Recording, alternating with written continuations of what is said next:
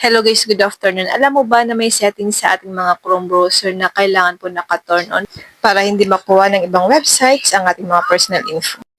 Ngayon, open lang natin ang Chrome browser.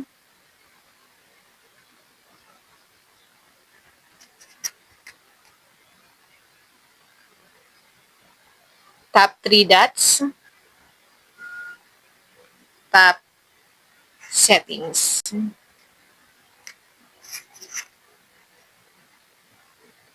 Scroll down, tap Site Settings. And dito guys sa pinakababa,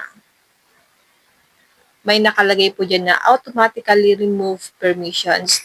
To protect your data, let Chrome remove permissions from sites that you haven't visited recently. Kapag naka-turn off po ito sa inyo guys, i-turn on nyo po para maging safe and secure ang ating mga personal data once na meron tayong binibisita mga websites para hindi po nila makuha ang ating personal info. Yun lang guys, sana po may natutunan kayo sa aking video.